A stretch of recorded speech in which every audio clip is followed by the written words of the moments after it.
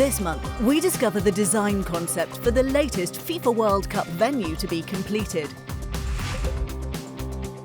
We accompany the FIFA inspection team during their latest visit to Qatar. And we mark the 40th anniversary of Qatar's greatest achievement in world football.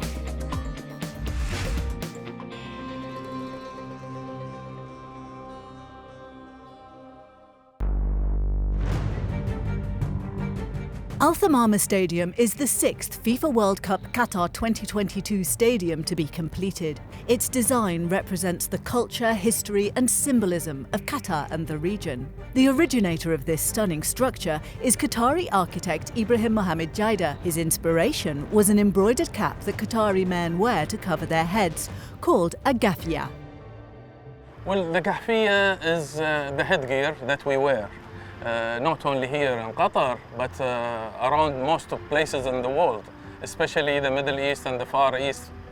Putting a story of the gafia, a nice pattern of the gafia, yet turning it into something that functions properly was the biggest challenge. And I think that's what makes this gafia, or this stadium particularly, unique in many ways, because even the structure that goes behind these patterns depicts the same geometrical patterns. I spent many hours searching for gafiyas to be inspired by the gafia. Even though I wear the gafia on a daily basis, but I didn't know that it had so much history.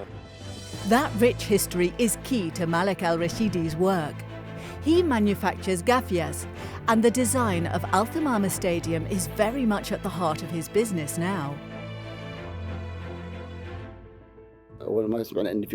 At the very beginning, when we were told there was an architect with a design of a gafia in mind, we felt really proud and excited to see the final result of it. We wanted to take part in it. As a business specialized in the design and manufacture of gafiyas, it is something that complements us. When the stadium was first erected, we started to make gafiyas with the same design. It's a trend now, and we've got used to having it ready for our clients. They've even named it the Al Thumama Gafia.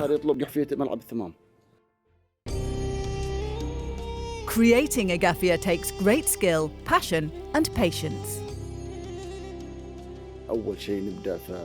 The first thing we do is get the fabric, and later we cut it into squares with the shape of the gafia.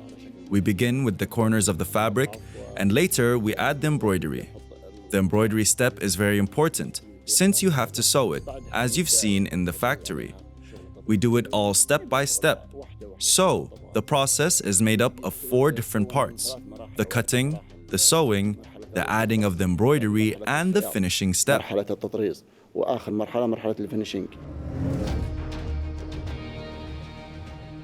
Now the gafia and Al Thumama Stadium are complete, it was time for the football. The first match to be played there was the 49th Amir Cup final between 2 of Qatar's biggest teams, led by 2 FIFA World Cup winners, Laurent Blanc's Al Rayyan and Al Sadd, who are coached by Spain's Xavi Hernandez. Firstly, it is going to be an historic final because we'll be inaugurating Al Thumama Stadium, which is fantastic.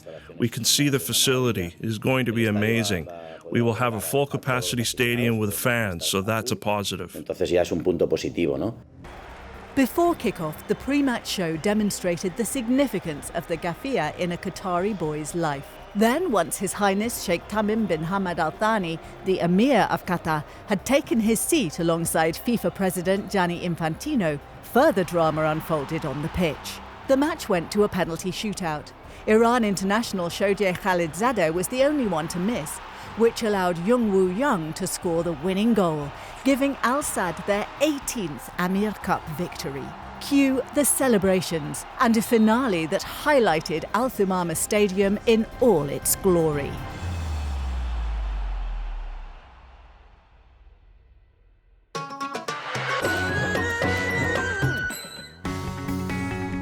Since Qatar won the right to host the FIFA World Cup, the Gulf state has developed a progressive working relationship with football's world governing body. As the countdown clock for the FIFA World Cup Qatar 2022 approaches 12 months, a delegation from FIFA visited Qatar to advise during the final phases of preparation. We're here to monitor, to also give some good advice to the construction company. We're also here to allocate the facilities because this is the most important for us. We understand the last mile, how to get to the stadiums. All of this is done in several site visits just to understand the stadiums, to understand the whole process of it, and get to know the people, of course, and make it work operationally for the World Cup. The global COVID pandemic caused restrictions worldwide, but that didn't lessen FIFA's commitment to ensuring a successful tournament. Being not here on site and not feeling the stadiums is very difficult, of course. So what we've done is we looked at the maps. We had virtual tours. We had meetings with our counterparts here from Q22 that went for us to the stadiums. They were our eyes and our ears, and that helped us, of course, to understand how the finishing of the stadium looks like. But it's not the same as if you're on site. It's great to be back and to see that whatever you have put on the plans and in the maps is actually working. The FIFA inspection team will be keeping a very close eye on the FIFA Arab Cup, which begins on November the 30th. It'll be a crucial test event. Former times we had the Confederations Cup playing in the country the year before the event. In this case, we have the FIFA Arab Cup playing. It does help us a lot to test the operations in a stadium, to also understand the flows within the stadium, to understand the transport, accommodation, airport, the hotel situation as such. All of this will be tested. The FIFA inspection team have learned a lot about Qatar's ability to host big football tournaments, even during a global pandemic, thanks to the FIFA Club World Cup Qatar 2020. We have learned how to manage and how to live with the pandemic, with COVID. We know how to make it work, and being here for 3 years, having seen the country, the hospitality of the country, the people, how nice they are, how much they want to accommodate our wishes and requests, and how everything evolves here in the country in such a fast pace is just amazing. The fan experience in the stadiums will be breathtaking. And FIFA's media department will be responsible for helping journalists report back to those following the tournament in their respective countries.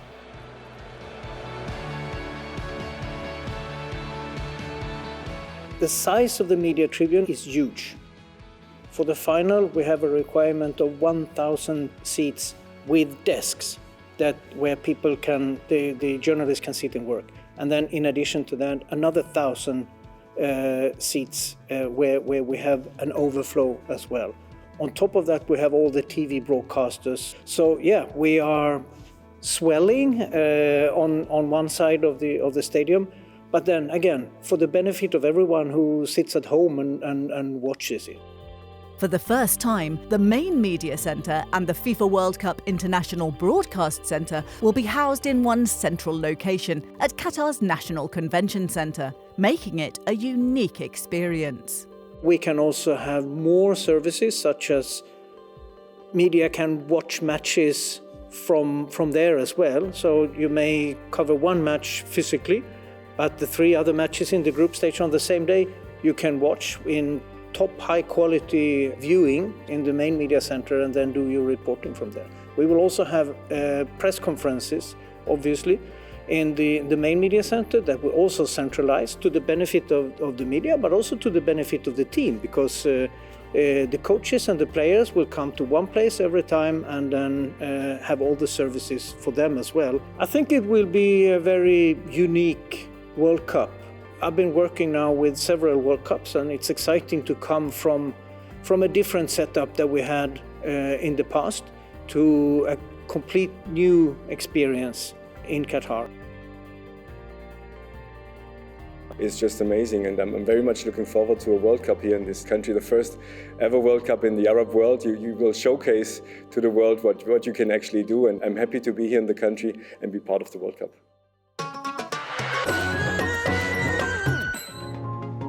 Qatar's Supreme Committee for Delivery and Legacy was established in 2012 to oversee all aspects of the country's preparations for the FIFA World Cup Qatar 2022, including a number of special initiatives.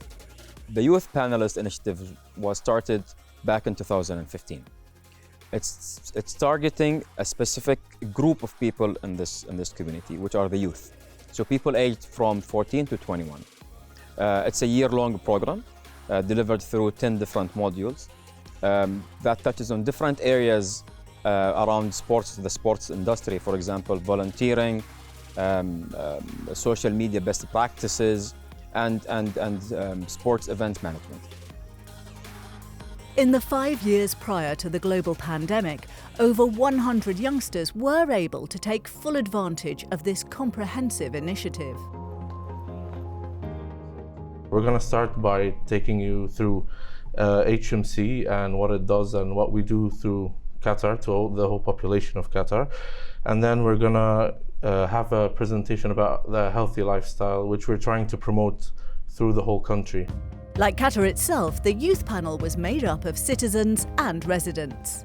في عام 2015 قررت الانضمام إلى In 2015, I decided to join the youth panel for several reasons. Firstly, as a Qatari citizen and an Arab person, I had to know more about this global event, as nothing of this scale has ever been delivered in my country. Secondly, as a media student or as a member of the public interested in media, it was necessary that I check the news I would receive, whether on the internet, newspaper, on television, or in magazines. I wanted to be certain that what I read was true. The youth panel provided the perfect opportunity to see for myself and learn the truth about the preparations to host the World Cup in 2022. كأس العالم في عام 2022.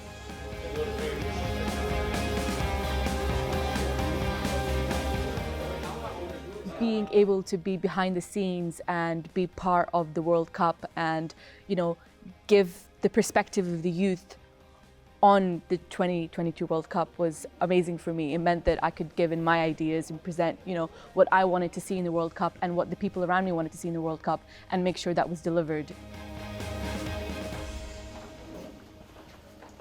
Who saved his life? You. I have to be safe to be able to help that person. Can you put your hand on patient's forehead? This is time to check his pockets. If he has...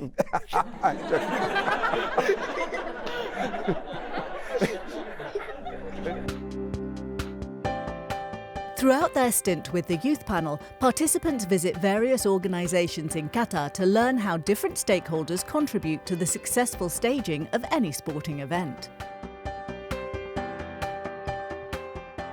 The outcome of this program has been quite a success. This has given them the opportunity to use the skills they've acquired, to gain more skills and more knowledge from practicing what they've gained. We made sure that we train a group of people that we can depend on going forward. We can trust. We can always call them in whenever we need them. And also, they are a group of people that they become our ambassadors going forward. When they go back to their communities, when they go back to their peers and schools, those are the people that we consider as our ambassadors.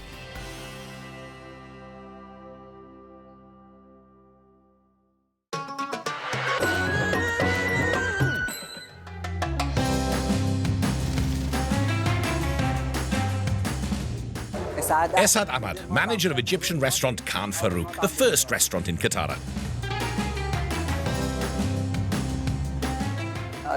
The restaurant opened in 2010. It was the first restaurant in Qatar, which is a cultural village. Qatar is a place that brings together many different cultures, and we represent Egypt.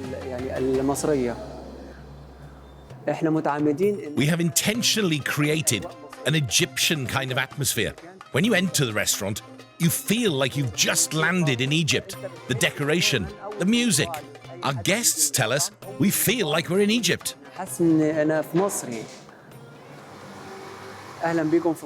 Welcome to our kitchen. We're joined by Chef Mohamed Salah, who will be making koshari for us, the most famous Egyptian dish. He'll be making it in the special Khan Farouk way. Koshari is made up of lentils, rice, pasta, hummus, onions, and tomato sauce. Koshari is one of the most important dishes we have in Egypt. It's popular because it's a quick meal and easy to cook. It's a dish you can easily find anywhere, especially in Cairo. Egyptians love it very much.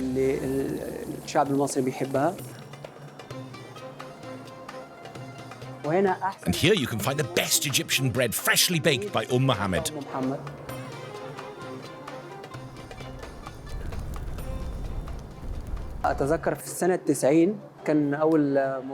I remember in 1990, our first game was against the Netherlands. We drew in that match 1-1, and the goal was scored by Majdi Abdelghani. We performed well. Majdi Abdelghani scored from the penalty spot. I remember they played a good game against a very strong Netherlands side. If that 90s squad had played in any other group or in a different period of history, they'd have advanced from the group stage, I'm sure.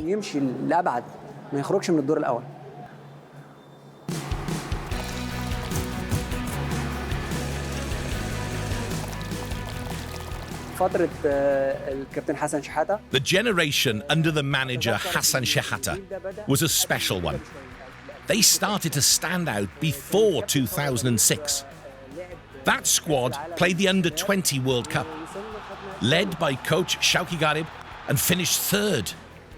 These two groups, the Under-20 squad and Hassan Shehata's one, plus other talented players we saw in the Egyptian league, like Abu Trika, created an amazing generation of players. They reached the Confederations Cup and played a great game against Brazil. It's a shame that this generation didn't make it to the World Cup. But in my opinion, that was the best generation to ever represent Egypt in football.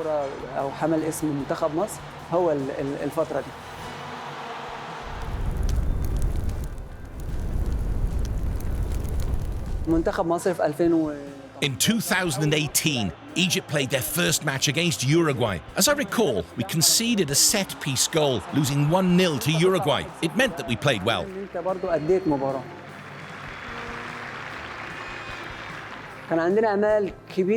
We were hopeful of beating Saudi Arabia.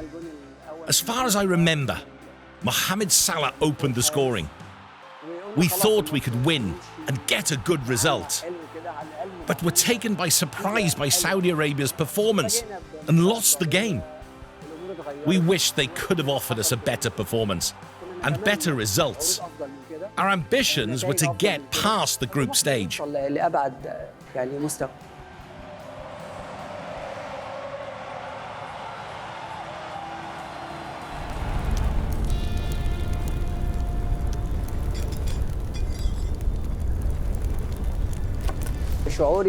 As an Egyptian, I feel very proud of Mohamed Salah.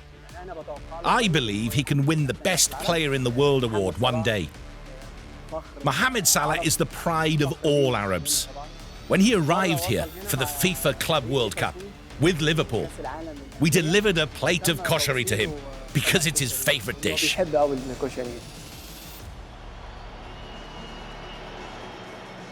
This is the koshari prepared by Chef Mohammed, the best koshari you could taste in Qatar. Regarding the Arab Cup, I think now's the best moment to host such tournaments.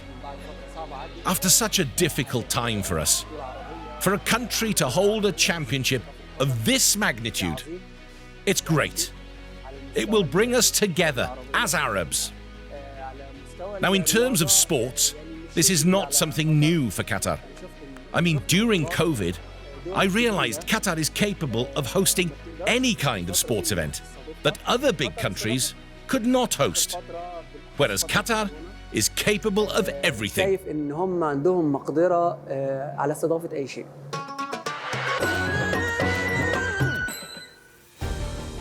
Over the years, many dignitaries have shaped the development of Qatari football.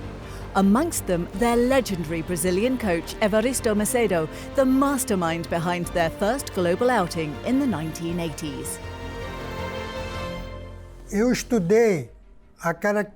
I studied the characteristics of Qatari players. I didn't impose the Brazilian football style on them in Qatar. I never asked to play in the same way as we did. What I did was to exploit their own qualities as much as possible.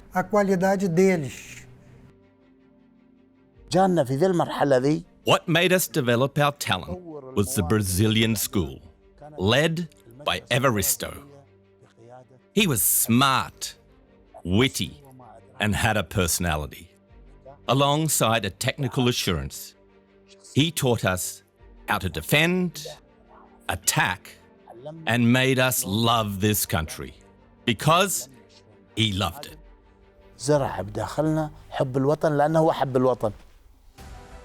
In October 1981, within a year of his arrival in Qatar, Evaristo led a group of young amateur players to the third FIFA World Youth Championship in Australia. Against all odds, they progressed to the quarterfinals to meet, of all teams, Brazil. O que nós tivemos que fazer é mostrar com eles, com palavras evidentes. What we had to do was to remind them that despite the excellent quality of Brazilian football, they would be able to compete and get a result if they believed they could match them on the field. So what happened was a huge motivation. I further motivated the players by telling them that if they beat Brazil, they would become part of the Qatar football history. Aqui, se eles ganhassem do Brasil, eles passariam a história do futebol do Qatar. سوى اجتماع. He called a late-night meeting that we felt was strange. He said, "Tomorrow we will win." This was the first thing he said. He said, "Tomorrow we will win." We were surprised. He went on to say, the Brazilian team staff asked some of our staff about Uruguay. In their mind, they had defeated us and were thinking about their next match against Uruguay. I'd not scored in the preceding group matches, and I was the team's top scorer in the qualifiers. I was thinking a lot about this. Rustenberger came up to me and said, "You are the qualifiers' top scorer and you've not scored any goal yet." I told him, "I will score 3 goals." Incredible though it may sound, the young Khaled did score a hat-trick. Every time I scored, I felt incredibly happy. I call it hysterical happiness. I was so hysterical to the point that I didn't know what I was doing. We could not believe that we had won. Most of the players were crying, and they were tears of happiness, not sadness, for defeating Brazil. Evaristo told us, "Now you can defeat England, but you must concentrate. Believe in yourself more than you did when you played against Brazil. Forget the Brazil match. It is all in the past."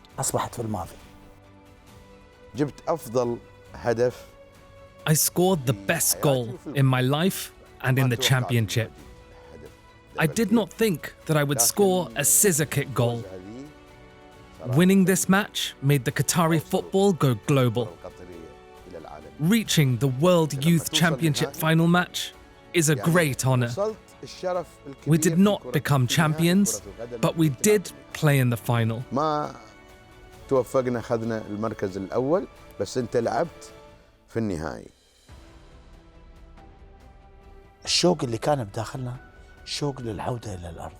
We were longing to go home after the final. The big surprise was opening the runway in the airport for the spectators. They came with roses. I can never forget this happiness. The great reception, or our tears of joy. ولا يمكن أنسى هذا الاستقبال ولا يمكن أنسى ذرف الدموع اللي كانت في ذاك الوقت. E fiquei em Qatar alguns anos. I stayed in Qatar for many years and had a very good time there. I led the team to become vice champions in the World Youth Championship. We also went to the Olympics in Barcelona. So it was a period that was really very good.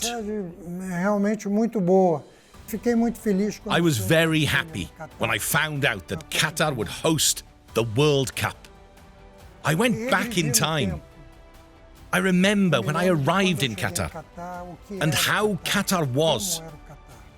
I remembered the progress Qatar has made, not only in football, but also outside football. I think we have a little drop of something in this evolution of Qatar. We helped Qatar to evolve and get to the point of organizing a World Cup. Organizar uma Copa do Mundo. Next month, we'll find out who else has celebrated a successful qualifying campaign. We'll meet the only player in history who has scored in 3 continental championships. And we'll preview the FIFA Arab Cup Qatar 2021.